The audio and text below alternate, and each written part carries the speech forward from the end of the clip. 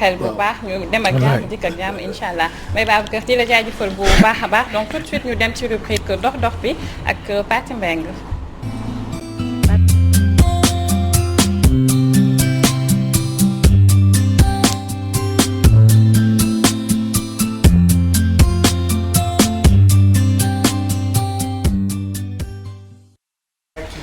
Pathé Mbengue ngay joxe rendez-vous Touba kon 18 safar bi incha allah dina neex waaw daa nar a am gan suñu taalibe cheikh bi dafa mën bés. su ma dajalee la ca war. incha allah dinaa dem. da ngay seet loolu en direct nga ko wax nii. su ma dajalee la ca war ak oto bu baax. yàlla baax na Pathé ñu. walaay. ñu bàyyi la nga wëyal donc mu mel ni hymen artificielle nga war a waxtaanee. exactement donc Salma mbir maa ngi noonu je pense que sujet bi c'est un peu complexe sinon même délicat dans une certaine mesure mais bu ñu koy andi faram fàcc rek ci wolof moom mooy bon hymen waaw fa laa doon jëm. mooy ndaw jigéen. xam nga artificiel mooy. xam nga dégg kii doo bàyyi may Babacar yow c'est pas possible dégg nga alors muy noonu artificiel comme loo xamee ne que c'est pas original loo xamee ne que du loolu moo nekkoon ci cëslaay la loo xamee ne que maanaam lu ñu préparé la loo xamee ne dañ koo créé ñëw daal koy niraale ak la fa waroon ne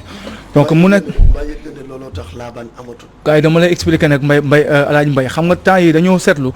maire yi nga xamee ne que loolu moo nekkoon seen ay baax jamono ji ñu leen di fësal bu baax a baax ci médias yi donc c'est une manière de travail ci psychologie xale yi jigéen ñi pour leur faire comprendre que ne li nga xamee moom mooy traditionnel boobu di ak mbaax donc ba tey mu ngi fi bu ñu duggee dans le vif du sujet donc li stimuler waxtaan bi li nga xamee moom moo ko sooke cëslaay li moom mooy femme andiwoon naa ko fi la fois passée moom mooy benn page sur benn réseaux sociaux boo xamee ne que ils sont que sur lu aju ci artificiel wu jigéen maanaam accessoire wu jigéen alors ñu dem ba am pour publier oser fii Sénégal te ñi koy def c'est des sénégalaises c'est des sénégalaises oser am pour def ci seen page ci réseau social boobu noonu di wax ne que dañuy jaay ay hymen artificiel xam nga ay hymen artificiel moom la ñuy jaay et loolu à prix yoo xamee ne que peut-être ay 100 000 francs lañ koy jaay maanaam prix bazar dem nañ sax ba di ci xaw a laalaale naan ay promotion xam nga ay affaire yu demee noonu. pour faire ay promotion yoo xam ne dañ koy def ci jamono bi ñu toll nii. c'est que dafa gën koo wàññi. merci beaucoup pour mu gën a accessible. xam nga donc pour te faire comprendre que ne maanaam elles sont en train donc de dévaloriser la chose la plus valeureuse de la femme. Déperdition de ce qu'on appelle les valeurs donc de la femme instant bii nii loolu moom lañ jox seen bopp comme mission et d'une manière boo xamee ne que dañuy am pour di enrichir seen bopp on constate depuis un très bon temps que ne effectivement Mbaye Babacar wax na ko tout à l'heure que ne ay laabaan amatul xam nga donc da ngay gis ku mel ni Pathé Mbengue nga xamee ne que maanaam pour bañ a tooñ donc jamono daf ko mën ba xam wala moom moo mën jamono ba soo jëlee soxna au lieu nga des ak moom ci sa kër cosaan xam nga ak li la mag ñi di defal yëpp ci ay mbaax mais da nga koy jël nga yóbbu ko Salib wala nga yóbbu ko Maroc wala nga yóbbu ko xam nga yéen dëkk yu baax yi ay Dubaï ak yu demee noonu xam nga ay lune de miel pour wax ay nuit de noces xam nga donc yi nga xamee ne que moom mooy yi ci daan lamboo yëpp loolu dafa nekk donc en déperdition d'habitude jigéen boo daan tëdd bu ñu la daan jébbal sa borom kër alors am na sër bu weex boo xamee ne que sa bàjjen moom la daan je pense que Mbaye Babacar andiwoon na ci ab njoor très bien moo sa bàjjen bi moo ko daan jox ku góor ki dugg ak moom ci néeg bi bu jëfandikoo ba pare génn joxaat ko bàjjen bi ne ko bég naa yooyu mu nekkoon ay mbir yoo xamee ne que dafay jox cër soxna ci dafay gën a valoriser respect bi nga xamee ne que moom mooy bi boo belle famille am war a am ci moom dafay gën di ñoŋ dafay gën di dëgër mais au fur et à mesure du temps yooyu bu ñu koy faral di seetlu accessibilité fausseté yooyu. mu mais Mbaye kii Pathé balaa ngaa sori rek déjà. parce que nit mën nga am borom kër. yéen ñaar ngeen dem lune de miel. boo leen demee lune de miel parce que loolu je me dis que. yéen ñaar la concerné. xam nga seen intimité la boo leen demee lune de miel xale jigéen ñi dañuy gis ni ñuy def après sœur bi dañ koy jël yóbbul ko seen yaay Exact. et je me dis que seen yaay kese moo ko war a gis aussi Exact. parce que dañuy xool parfois yenn tradition yi dañuy woo bàjjen bi borom waa mbedd ba waa koñ ba et puis du bët yëpp ñoo war a gis affaire bi D'accord, tamit en fait, damay dégg ñu koy wax soxna yu bëri tey c'est sëy vrai, nañ hein. amuñu doom C'est vrai, loolu da koy waral loolu dëgg la mais maanaam en fait sama développement c'est pas trop dans ce cas. En fait fi ma nekk man moom mooy fi nga xamee ne que moo aju ci maanaam le fait que ñu am pour banaliser loolu. ba toll benn moment bu nga xamee ne que il donne la possibilité à beaucoup de femmes sinon beaucoup de jeunes filles ñu nga xamee ne que ñu waroon mën a jàpp seen njàmbur la. du ñu jàpp seen njàmbur parce que elles se disent que am nañ possibilité au cas bu yàlla nattu leen ñu ñàkk seen ndaw ñu mën a utiwaat alors loolu nga xamee ne que moom mooy hymen artificielle boobu noonu. Donc c'est foofu laa nekk man donc je suis bien d'accord ah Salma li nga jot a expliquer ni genre on est d'accord ci maanaam du bët yëpp ñoo ko war a gis ak yooyu c'est des considérations yoo xamee ne que c'est à tenir en compte. man je suis bien d'accord et dem tukki dem kooku yooyu noonu maanaam nit ku ko mën war nga koo mën a def mais damay am pour revenir encore ci maanaam lu aju ci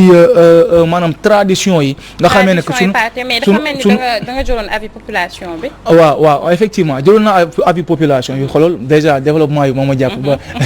da nga nekk ci biir donc déjà ñu bàyyi xoolal si sa bopp moom moo ñu demaloon ci askan bi ou bien ñenn ci ay sénégalais yoo xamee ne que recueillir na seen ay avis ci wàllu wi. Babacar fan yi ñu daal di seetlu benn vidéo comme tu l'as dit boo xamante ni moo am ci réew mi xale jigéen yi tey dañuy am na ñoo si xamante ni dañuy foowee seen bopp ba takk jot bu ñu gisee jëkkër daal di dem trafiquer seen ndaw yow lan nga gisee loolu. C'est non seulement contre nos coutumes, contre nos mœurs, c'est immoral et c'est un fléau à combattre. Pour moi seen sujet bi c'est complexe mais li may wax rek mooy loo gis rek ci àdduna question de choix la ñooñu tey xëy na li leen dal y a pas besoin qu'on les juge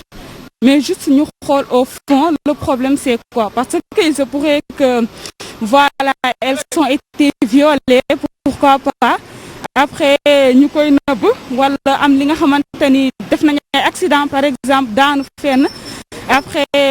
ñu jàpp perte seen virginité donc xëy na facteur yooyu noonu mën na nekk li tax après une fois que ñu am jëkkër ñu waaj leen ñaan si après ñu ni voilà dañuy dem wuti médecin pour à ce que mu jàppale leen pour ñu mën a amaat bon soi-disant seen virginité bon pour man daal loolu la ne pas les juger comprendre le fond du problème c'est quoi lan moo tax ñoom ba tey elles ne sont plus vierges à mon avis. D'une part mën naa wax ne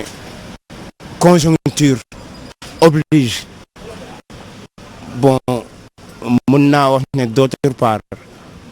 moderniser oblige mais quel que soit alpha suñu racine suñu coutume suñ ko bàyyee rek mooy ñu ngi law ci jaww ji xamuñ fu ñu féetoo ne ñuy jéem a roy duñ dem mukk bañ jàpp ñu comme seen bopp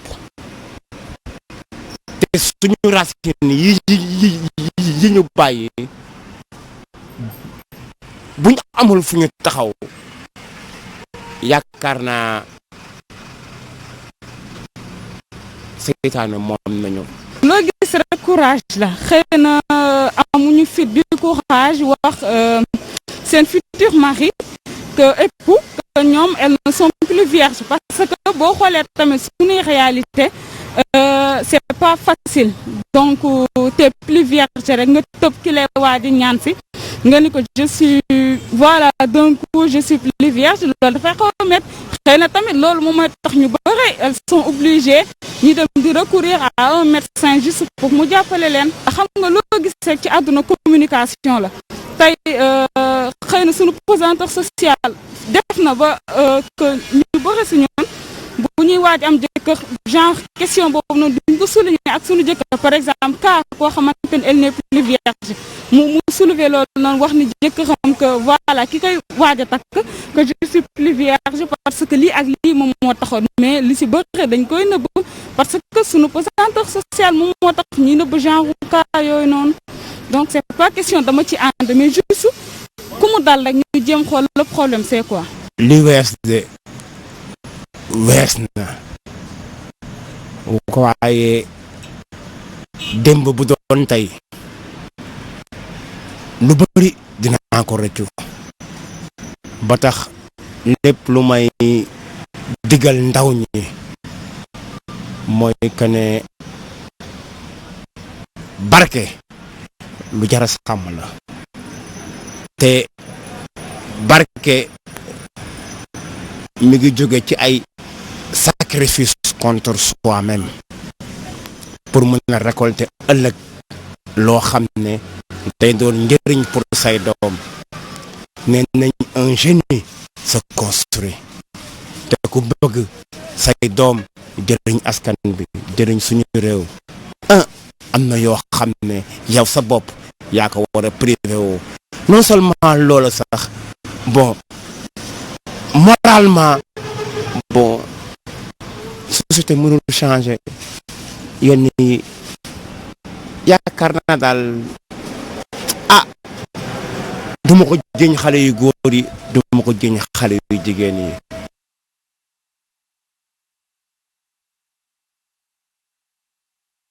ñoom ñëpp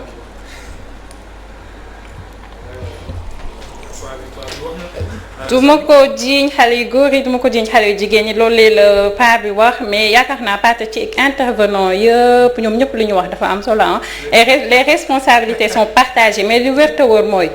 li bon du mës a baax te lu baax aussi du mës a bon. te saan góor gi dafa wax lu am solo mu ne Mbaye dëggal paa bi lu mu wax nee na ñi du yàgg ba ñu jàppee ñu seen bopp. ku bàyyi li nga doon. waaw kay. ku bàyyi li nga doon. bëgg a doon leneen loo mënta doon. doo doon loola. dootoo doon la nga doonoon. wallaay doonaat la leen tëdd ticc. wallaay doo cuguñ doo cangañ kan xamul loolu looy doon dégg nga. donc je me dis que dafa am benn loo xam ne science xam na ko. c'est exact muy am na ñoo xam ne ñoo judd sans hymen. waaw yaa ngi comprendre. donc dans ce sens là ñoom hymen artificiel bi dañ ko def pour que mu bañ a nekk benn loo xam ne daf leen di peser. parce que la bande et tout ça. c'est pesant. boo jógee yow nga xam ne am hymen boobu yow amoo ko. donc partout dañuy naan kii dafa foyee boppam et tout ça. yow nga am image boobu derrière mën na la def benn psychologie wala benn traumatisme boo xam ne après da lay indil problème. donc tubaab bi lépp lu mu def aussi. am na loo xam ne lu tax. hymen artificiel boobu daa xëy na mën nañ ne def nañ ko pour ñooñu. mais tamit réseaux sociaux yi ci côté réseaux sociaux yi. page boobu ngay wax réseaux sociaux yi porte d'ouverture la pour lu baax. ak pour lu bon. picc bu laqee day bëgg moroom. day bëgg moroom. ñooñu noonu di def propagande produit boobu dañuy bëgg moroom. parce que ñoom jëf xëy na dañ koy jëfandikoo wala am ñu xam ni gain bi rek moo leen ciy dugal xaalis bi donc xamuñu nu ñuy lor ak ou pas ñoom nañu am yaa ngi comprendre mais jusque ñi baaxoon ñu ngi fa ba tey xam nga Khadija genre en fait la question pour man en fait le développement de ce sujet c'est pas ñi nga xamee ne que elles sont malades wala dañoo judduwaale loolu wala am na ku ko wax ci micro-trottoir c'est-à-dire mën nga def accident alors mu dañ ci yow xam nga yooyu c'est des choses yoo xamee ne que ça arrive nit dina am na théâtre bu fi amoon boo xamee ne que en fait ki nga xamee elle était victime de ça judduwaale wu ko xam nga ba amoon problème ci biir sëyam am na ñu nga xamee ne que dañuy daanu def choc def accident te mu affaire bi dañ genre là n'est pas le problème pour man sama problème fa la nekk le fait que ñu am pour commercialiser loolu sans honte ça c'est ci réew mu mel ni Sénégal c'est-à-dire c'est une manière may fit ñi nga xamee ne que ñoom ñu ngi nekk ci lu leen neex. mais yow loolu kan nga si joxoñ baaraamu tuuma. mais déjà xam nga kan moo si war a jug ba pare. yow jigéen bi nga xamee ne que ndaw nga. ndax war a xam sa bopp xam ne que lii waruma ko def genre waroo am benn ak motif bu war a mën a taxaw. ba yow nga war mën taxaw di def lu la neex. ki ci war a jug xaar même rek 2 secondes ma daane premier responsable bi. du ma wax ay état yu demee noonu mais la personne en elle-même. nga xamee ne que yow dund gi sa dund la. yaa war a xam fi nga war a jaar ak fi nga warul jaar. ba nga bañ jëfandikoo yu mel noonu. xam nga benn la deuxième degré de responsabilité bi dama koy jox maanaam le fait que état may possibilité ñu am pour di dugal xeetu produit yooyu noonu fii donte que lu waroon mën a nekk la parce que donc alors économie comme buy dugg ak buy génn xooluñu bi nga xamee ne que valeur ak yu ñàkk valeur xam nga la ñu xool et que ça ay quoi que mu nekk loo xamee ne que dafa nekk ci yoon di dundal ay nit quoi que ça soit licite rek licite autant pour man donc pour faire comprendre que maanaam on est bien d'accord que maanaam ñii dañoo feebar wala ñii dañu def accident mais ñooñu taxuñu ñu jug li ñuy tax a jug mooy ñi nga xamee ne que elle l'utilise nekk par exemple di def entre guillemets di def prostitution déguisée dem ba nga xamee ne que gis nga góor gu baax bu mel ni May Babacar am na yéen def ci yow nga dem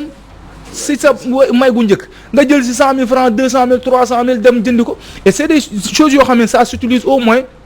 30 minutes avant ngay def rapport sexuel parce que donc alors déjà ci kaw information yi dafa am ñaar ci ay xeetu produits yoo xam ne moom lañ koy defaree heureusement ba gisuñu fu ñu bindalee ne que produits yooyu noonu am na effet toxique donc benn bi ci blanc d'œuf lañ koy jëlee ñu ngi ko tuddee albumine beneen bi ñu koy tuddee métal cellulose mooy ci bantu garab lañ koy bant lañ koy jëlee. dañ koy exporter yëpp. en fait c'est pas produit fii lañ koy defee. maanaam composant bi loolu la. c'est importé composant bi loolu la donc bu ñu amee pour def loolu et intervalle 30 minutes avant ngay def rapport sexuel donc autant nga am pour bàyyi ko ci aspect ci maanaam conservatoire wala bokk ci biir ndaw si mu nekk aspect mu nekk lieu boo xamee ne que à la fois c'est humide mais aussi c'est dafa am na chaleur donc loolu dafay stimuler donc li nga xam ne moom mooy la koy doon enveloppé mu gaaw a dagg quoi mu gaaw a bënn donc et au fur et à mesure du temps que ngay séq ak ki nga xam ne moom mooy sa partenaire donc automatiquement donc dafay dagg pour faire comprendre que ne maanaam y a énormément de choses yoo xamee ne que ça y est et bon leneen loo xamee ne que am na ñoo xamee ne ils l'ont dit ci recherche yi ba tey ils disent que y a possibilité que mu jox ay trouble diarrhéique ci soxna si koy jëfandikoo yoo xam ne dafay dem ba day chronique au fur et à mesure nga ko utiliser comme exemple nga utiliser ko une fois 2 fois y a possibilité mu andi la feebar boo xamee ne que sa biir buy daw la lay jox boo xamee ne que dootul wér xam nga donc waaw mu ngi noonu daal je pense que liñ ci mën a wax déjà présent kii na mais nañu nax seen bopp parce que moo ñu xoj temps bi coro rapidement ndox fa mu daan taa ba léegi boo demee fekk fa tépp déjà loolu am waaw kay am na ñoo xam ne nii fa ñu yar seen doom yi seen xel eggul ci hymen artificiel et puis pour clore débat boobu rek gis nga li nga wax noonu li nga expliqué noonu que am na ay effet secondaire am na ko xam lu tax am na ko dalay leer que wóor ne kanamu jigéen wallahi ak ni mu fragile leneen loo ca yokk dudul la ca war a ne dina am dalay gaañ coro ñu bàyyi ci xel parce que jamono xale yu góor yi nangu nag ñu leen koy te gars yi xam nañ de gars yi ak a ñoo comprendre dañuy mel ni ñu yor seen marinade rek lu ne dégg sama yaa ñu utiliser ko donc ñu bàyyi ci xel bu baax a baax parce que góor ñi nga xamante ne peut-être ñoo tax ñu koy def am na ñoo xamante ne dinañ ko def ñu gëm loolu ni gëm nañ ni que yow t'es vierge alors que xam nañ bu baax a baax parce que yàgg nañ dox xam nañ àdduna